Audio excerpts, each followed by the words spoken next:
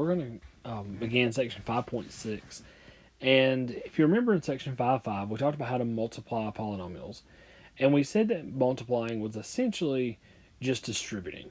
You may do it multiple times, but essentially all you did was distribute and use the product rule.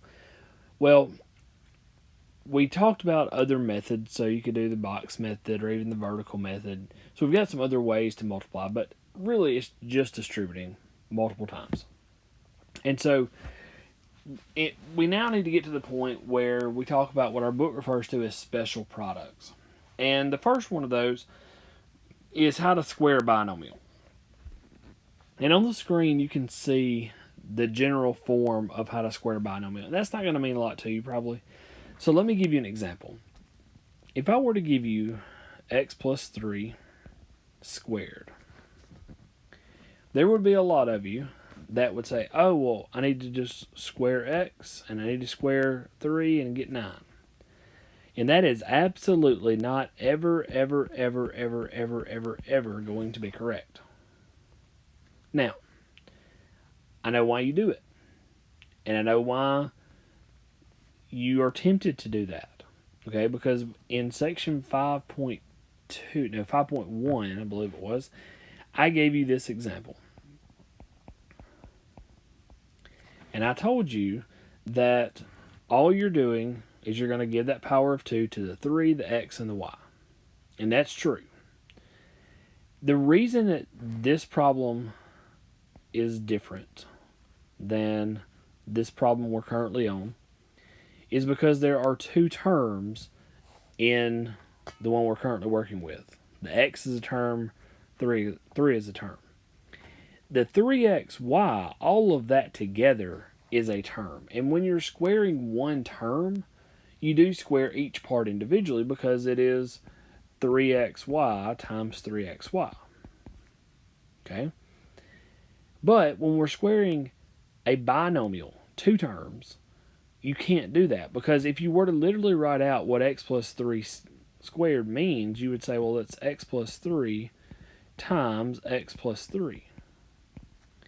And you know from section 5.5 that we need to FOIL that, right? And so if we were to FOIL, we'll say x times x and get x squared, and x times 3 and get 3x, and 3 times x and get 3x, and 3 times 3 and get 9. And when you combine your like terms, you end up with x squared plus 6x plus 9. Now, if you say that this x squared plus 9 is your answer, you've missed this middle term. And if you miss that middle term, it is wrong from the beginning every single time. Okay? So, I'm going to show you a shortcut. And that's basically all this is a shortcut for how to square a binomial. And if we finish and you say, I can't remember that, that is completely fine. Write it this way and FOIL. Because you can do that, right? You've done section 5.5. You know how to FOIL. You know how to use the box method. You can use that here. The problem with doing that is that it's going to add a couple of steps to your work. Right now, we're just squaring the binomial. But when you get into college algebra, for example, you're going to have a lot of problems where you've got to square a binomial, and that's just a very, very small piece of a much bigger problem. And so because of that, you need to be able to square a binomial without a lot of issues at all. Okay? So, let me show you how this works. If you take x plus 3 squared, to get the trinomial, here's what we're going to do. We're going to start by squaring the first term. When you square x, obviously you get x squared. Then we're going to take the two terms, x and 3, multiply them together and multiply by 2. So, 3 times x is 3x. 3x times 2 is 6x. And then our last term we're going to get by squaring 3, and we get 9. Now, people always ask, do I always multiply by 2? The answer is yes. The reason for that is because if you look over here where we actually did the FOIL, we have this 3x twice, right? If you are FOILing or multiplying a binomial times itself, then what's going to happen is those middle terms will always be the same, so there's two of them. And so that's where this 2 that we multiply by is going to come from. And so once we've done that, we have our final answer. Now, again, if you get to the point where you say, well, I just can't remember that, by all means, just write it out and FOIL. But separate it, because if you don't separate it, in my experience, when people try to use this little shortcut, they say, oh, I think I remember what it is, and they always do this, x squared plus 9. And I see their papers, and I mark them out, and I scribble all over them, and I go home, and I tell my wife, can you believe they did this when I went on this rant and told them, do not be the person that does it? And they did it anyway. Because it's going to happen. There are going to be people that say that x plus 3 squared is x squared plus 9. And that is absolutely not correct. If you make that mistake, it messes everything else up. And again, when you get into college algebra, and this is a small portion of a much bigger problem, you need to make sure you've got this part right. So if you go, well, I don't know, I can't remember, write it out this way and FOIL. That's all you got to do. Now, we're going to work through a few of these, and I'm going to walk you through each of those steps. And I think after you do a few, it'll be pretty easy for you. But again, worst case scenario, just FOIL. Okay? Again, this is strictly a shortcut, but it is a helpful shortcut. It saves you a few steps, which is going to add up later on. Okay? So, let's look at this first one. And again, we're going to use the shortcut. And really, from here through the end of our content, I'm going to assume that you know how to square a binomial based off the shortcut. Okay? So, here's how we do it. We're going to start by squaring t. Well, t squared is just that, t squared. Then we're going to multiply, let me change colors. We're going to multiply the two terms together and multiply by 2. So 9 times t is 9t. 9t times 2 is 18t. And then we're going to square the 9 and get 81. And there's our answer. Again, if you were to try to FOIL this, you would still get the same answer. It would just take you a couple steps longer. Again, if you have any questions, definitely let me know. We'll work through the others, and hopefully that'll make a lot of sense. All right, so on the next one, we have 2m plus 5 quantity squared. Excuse me. And we're still going to do it the same way. So we're going to start by squaring the first term. Now, when we square 2m, it's 2m times 2m, which is 4m squared. Then we're going to multiply the two terms together and multiply by 2. So 2m times 5 is 10m. 10m times 2 is going to be 20m. And then our last term, we're going to get by squaring the last term. So 5 squared is 25. Again, there's our final answer. Now, let me encourage you to pause the video, do the next one on your own. I'll give you about 3 seconds to do that, and then I'll come back and do it for you. Okay, so hopefully you have paused the video, you've worked this one, hopefully without a lot of issues. So if you follow our same pattern, we're going to start by squaring the 3k.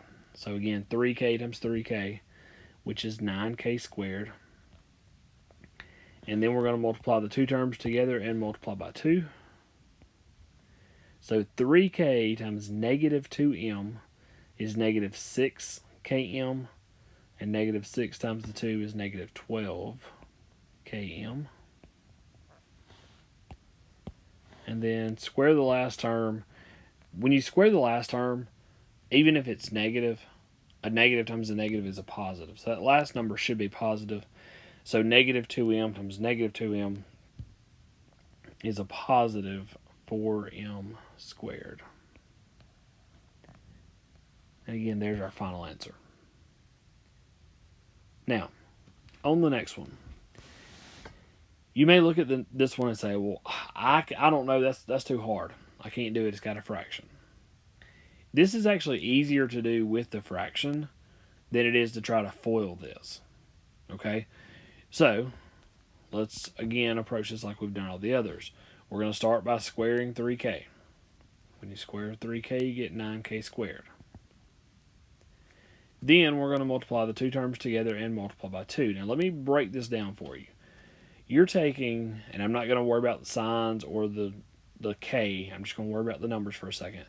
You're taking 3 times 2 times a half. Well, what is half of 2? Well, hopefully you say 1. And 1 times 3 is 3. Or you could say, well, 3 times 2 is 6. And 6 times a half, or half of 6, is still 3. And so you get a negative 3k. It is negative because of our sign here in the binomial. And so that's not too bad. And then you square the 1/2. Well, again, it's 1/2 times 1/2. And if you multiply across, you know you get 1/4. And so it's a positive 1/4. If you would try to do that with the FOIL method, you would end up with 3/2 k, and then another 3/2 k, and then a 1/4, and you'd have had 3 fractions in that work. This way, you basically only have just the 1, because when you understand that a half times 2, or half of 6, is 3, then that's hopefully not going to be too bad. If you have questions about that one, shoot me an email, let me know. I'll be glad to help you. Now, look at the next one. So on this one, you absolutely cannot distribute the x first, because order of operation says you do exponents, then you multiply, right? We talked about it, order of operation since the first chapter in this class. And so if you try to distribute the x first, that is wrong before you really even got started. Okay? Now, if you write it as x times 2x plus 7 times 2x plus 7, well, then you could distribute the x, but only into one of those binomials. If you distribute it in this original problem this way, which is incorrect, well, then you've got an issue, because now you've distributed it into both 2x plus 7s. And so that's incorrect. We're going to erase that. And so what we want to do is we want to square the binomial first and then distribute. So we're going to bring the x down. And again, we'll follow our little shortcut here to square the 2x plus 7. So we'll square 2x and get 4x squared. Multiply the two terms together and multiply by 2. So 2x times 7 is 14x. 14 times 2 is 28x. And then square the last term. 7 squared is 49. And now we can distribute the x. So when we do that, we have 4x cubed plus 28x squared plus 49x. And there is our final answer. Again, if you have any questions about that, let me know.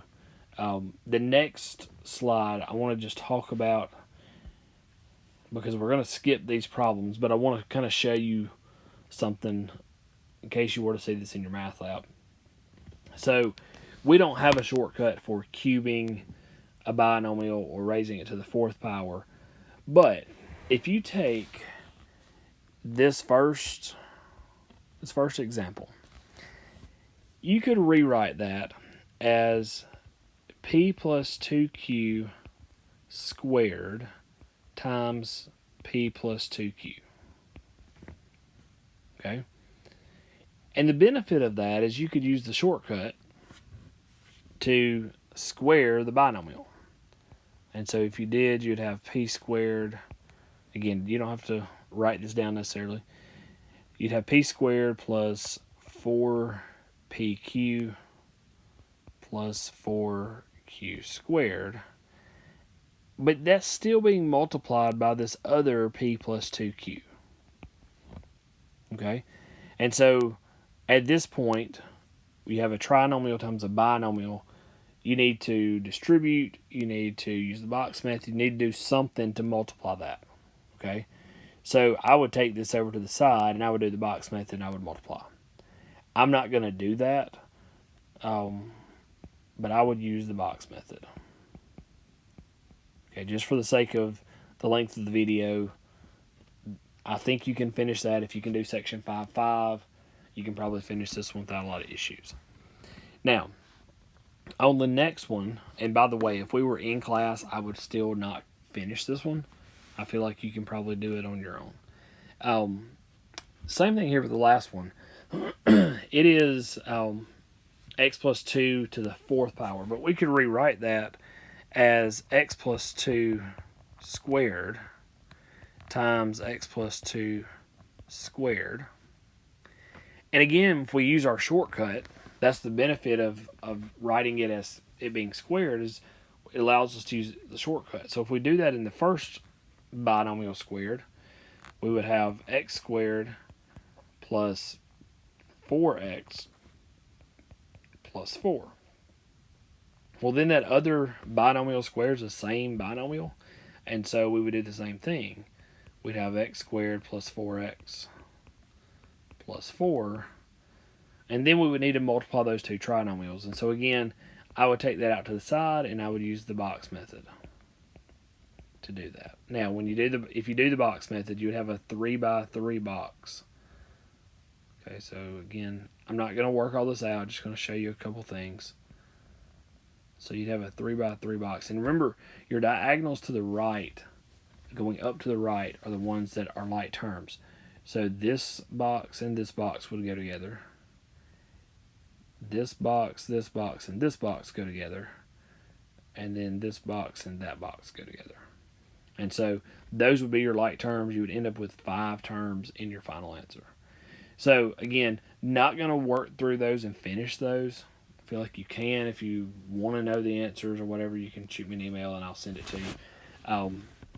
But I want you to see how that shortcut saves us some steps. If I had to write out in this last problem, if I had to write out x plus 2 times x plus 2 times x plus 2 times x plus 2, and I've got to multiply 2 of them together, and then I got to multiply the next one, and then I got to multiply the last one, well, you can see that's going to be a really long process, where if I can use my shortcut a couple times, I can get one big multiplication going here in the box method and be able to get my answer. So again, it's just a shortcut.